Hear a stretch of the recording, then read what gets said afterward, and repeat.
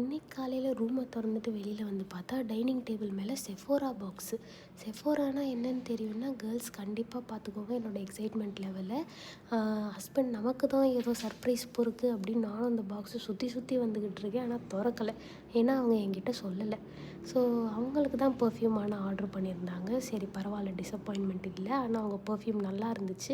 எக்ஸ்பென்சிவான perfume அவங்க இது வரைக்கும் வாங்கினதில்லை, ஆனால் அவங்களோட பெரிய ஆசை. ஸோ ஃபர்ஸ்ட் டைம் வந்து வாங்கியிருந்தாங்க, நல்லாயிருக்கு. நம்ம கதைக்கு வருவோம். அதுக்கு 4 குட்டி ஃப்ரீயாக கொடுத்துருந்தாங்கங்க. அதில் என்ன எக்ஸைட்மெண்ட்டு அப்படின்னு பார்த்தோம்னா 3 பெர்ஃப்யூம் வந்து விமனோடது தான். ஸோ ஃபர்ஸ்ட் ஐடலோடது, 2வதுல வந்து பாக்ஸில் பேர் போடல, திறக்கிறதுக்குள்ளே கீழே விழுந்துருச்சு. அது வந்து YSL ஈவ் செயின்ட் லாரண்ட்டுன்னு சொல்லுவாங்க. அதுவும் ஒரு நல்ல பிராண்டட் கம்பெனி. அதோட ஒரு குட்டி பெர்ஃப்யூம். 2 அக்வா டிஜியோதே கொடுத்துருந்தாங்க. ஸோ அதில் 1 வந்து ஃபீமேலோடது. எப்படி சொல்கிறேன் அப்படின்னா, அந்த பாட்டில் ஒயிட்டாக இருந்துச்சு, ஹஸ்பண்டோடது பிளாக்காக இருந்துச்சு. அதை வச்சு சொல்கிறேன், அது ஃபீமேலோடதாக தான் இருக்கணும்.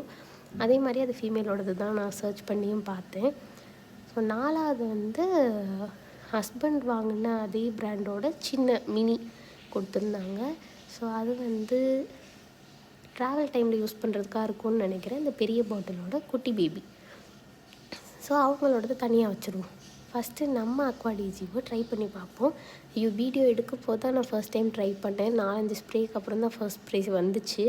மைல்டாக ரொம்பவே நல்லா இருந்துச்சு. தலைவலிலாம் வராது. ரொம்ப ஒரு மைல்டான நல்ல ஸ்மெல் அது. 2வதாக வந்து நான் ட்ரை பண்ணது ஈவ் செயின்ட் லாரண்ட். அதுவும் வந்து ஒரு மாதிரி மைல்டாக நல்லா தான் இருந்துச்சு. ஐடல் ட்ரை பண்ணேன், எனக்கு கொஞ்சம் ஹெட்டேக் வர மாதிரி இருந்தது. அப்புறம் ஓகே ஆகிடுச்சு.